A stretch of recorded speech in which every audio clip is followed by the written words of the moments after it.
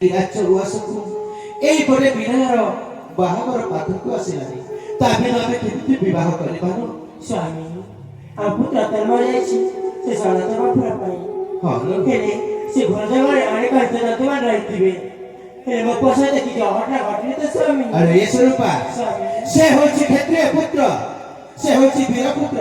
ହିଂସ ଜନ୍ତୁ ମାନଙ୍କ ପ୍ରତି ଟିକେ ମଧ୍ୟ ଭୟ ନାହିଁ ଲୋ, ଟିକେ ମଧ୍ୟ ଭୟ ନାହିଁ। ନା ସ୍ୱାମୀ କାହିଁକି କେଜାଣି ମୋ ମନଟା ଅତି ବ୍ୟାକୁଳ ହେଉଠିଛି ସ୍ୱାମୀ। ସ୍ୱରୂପା ସ୍ୱାମୀ ବାପା ଆଲୋ ଏ ଶୁଣବା ବିନୟ ମୋ ବଡ଼ ଭାଇ ତନ୍ମୟ କାହିଁକି ରାଜପ୍ରସାଦକୁ ଫେରୁନାହାନ୍ତି ବୋଲି ଆପଣମାନେ ବର୍ଣ୍ଣନା କରୁଛନ୍ତି ନା?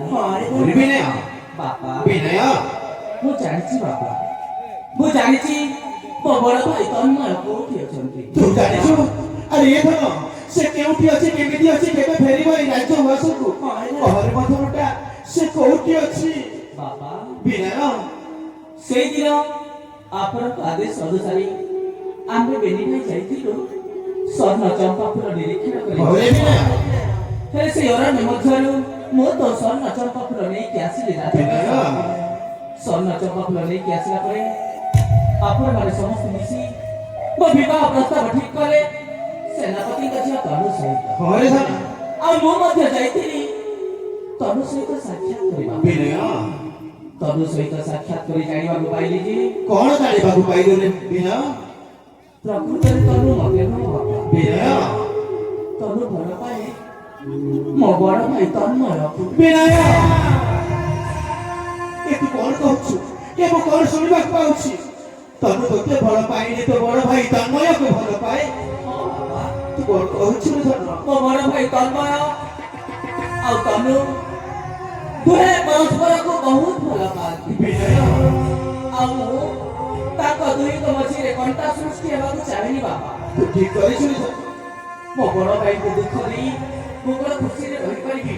ନା ରେ ବାପା, ନାଇଁ ବାପା ନାଇଁ, ମୁଁ କେବେ ମଧ୍ୟ ତାଙ୍କ ଦୁହିଁଙ୍କ ମଝିରେ କଣ୍ଟା ସୃଷ୍ଟି ହେବିନି ବାପା। ତୁ ଯାହା କରିଛୁ ଠିକ କରିଛୁ ରେ ବାପା। ବାପା ବିନୟ ତନ୍ମୟ ଆଉ ତନୁଙ୍କର ଭଲ ପାଇବାକୁ ଦେଖି ସହିବା କରି ନ ପାରି ବିନୟ ସେନାପତି ପୃଥ୍ୱୀରାଜ, ବିନୟ ଗୁମସ୍ତା ରୋମିଓଲାଲ ବିନୟ ଆଉ ଶେଷରେ ମୋ ମା ମଧ୍ୟ ତାଙ୍କ ସହିତ ମିଶି ମୋ ପିତୃତୁଲ୍ୟ ବଡ଼ ଭାଇକୁ ଅନେକ ଦୁଃଖ, ଅନେକ ଯନ୍ତ୍ରଣା, ଅନେକ ମାଡ଼ ମାରି ରାଜ୍ୟରୁ ବିତାଡ଼ିତ କରିଦେଇଛନ୍ତି ବାପା। ବିନୟ ଏ ତୁ କଣ କରୁଛୁ? ମୁଁ କଣ ଶୁଣିବାକୁ ପାଉଛି? ରୋମିଓ ଲାଲା ଆଉ ସେନାପତି ଆଉ ତୋ ନିଜ ମା ଅନେକ ଯନ୍ତ୍ରଣା ଦେଇ ମୋ ତନ୍ମୟକୁ ରାଜ୍ୟରୁ ବିତାଡ଼ିତ କରିଦେଇଛନ୍ତି। ହେ ଭଗବାନ, ମୁଁ ଏ କଣ ଶୁଣିବାକୁ ପାଉଛି? ହଁ ବାପା, ମୁଁ ସତ କହୁଛି, ସେମାନେ ତିନି ଜଣ ମିଶି ମୋ ବଡ଼ ଭାଇକୁ ରାଜ୍ୟରୁ ବିତାଡ଼ିତ କରିଦେଇଛନ୍ତି।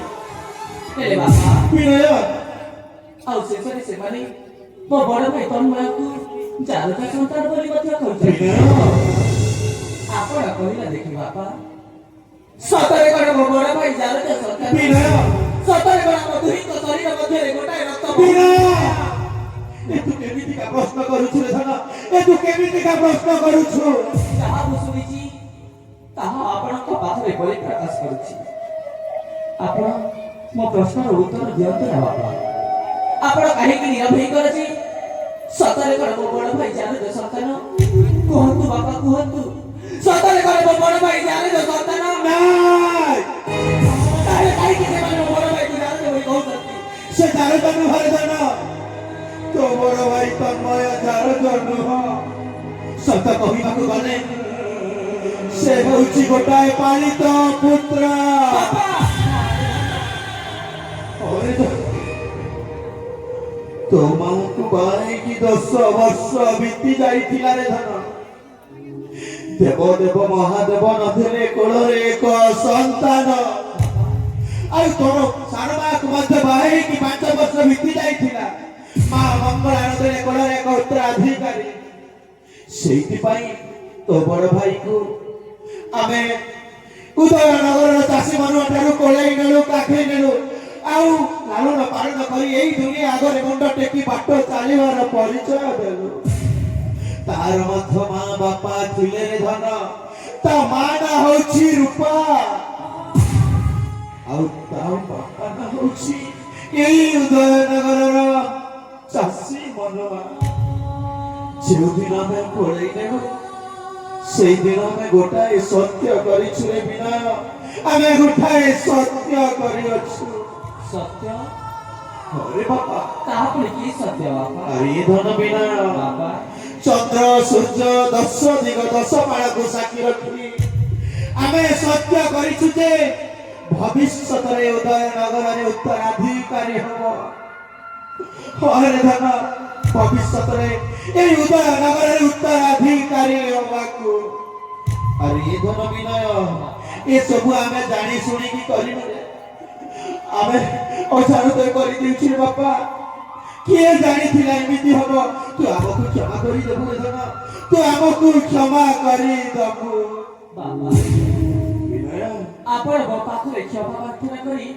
ମତେ ଆଉ ଲଜ୍ଜିତ କରନ୍ତୁନି ବାପା। ବିନୟ ଯେତେବେଳେ ଆପଣ ସୂର୍ଯ୍ୟ ଚନ୍ଦ୍ର 10 ଦିଗ 10 ମାଳକୁ ରଖି ସତ୍ୟ କରିଛନ୍ତି ତାହେଲେ ମୋ ବଡ଼ ଭାଇ ଏ ରାଜ୍ୟରେ ରାଜା ହେବେ ବାପା। ବିନୟ ମୁଁ ଥାଉ ଥାଉ କେବେ ମଧ୍ୟ ତୁମ ସତ୍ୟ ଭଗ୍ନ କରିବାକୁ ଦେବିନି।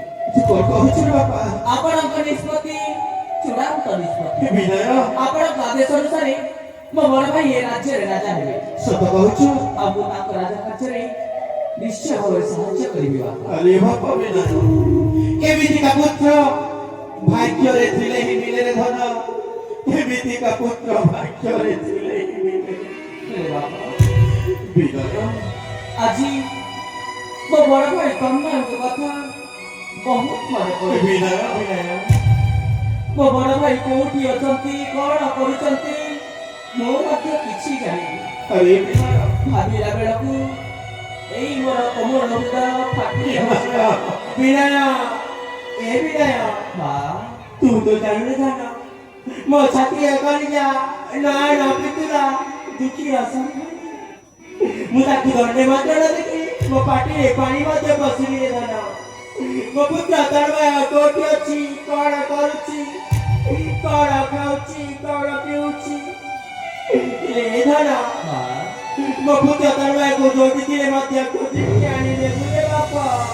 ମା ବିନୟ ଆପଣ ନିଶ୍ଚିନ୍ତରେ ରୁହନ୍ତୁ ଏ ଯାଇ ଆପଣଙ୍କ ସାନ ପୁଅ ବିନୟ କଲା ବଞ୍ଚିଛି।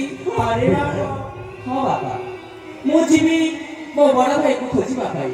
ସତ କହୁଛୁ ମୋ ରେ ବଡ଼ ଭାଇ ଯୋଉଠି ଥିଲେ ମଧ୍ୟ ତାକୁ ନିଶ୍ଚୟ ଖୋଜିକି ଆଣିବି। ହରେ ବାପା ତୁ ଯୋଉଠାରେ ଥିଲେ ମଧ୍ୟ ଖୋଜିକି ଆଣିବୁ ନହେଲେ ତ ପିତା ମାତାଟା ଝୁରି ଝୁରି ମରିଯିବେ ବାପା ଆପଣ କାହିଁକି ଧୈର୍ଯ୍ୟହରା ହେଉଛନ୍ତି ବାପା?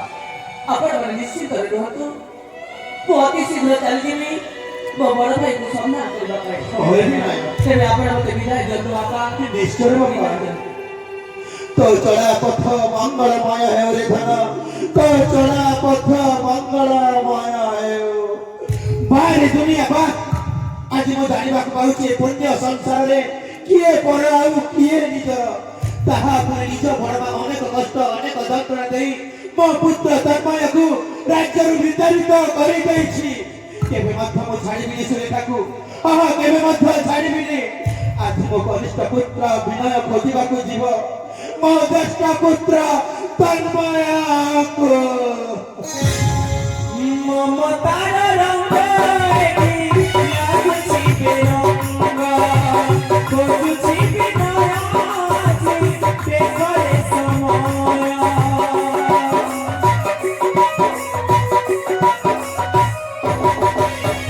ମମତାର ରଙ୍ଗ ଲାଗୁଛି ବେରଙ୍ଗ ଖୋଜୁଛି ବିନୟ ଆଜି ବେକରେ ସମୟ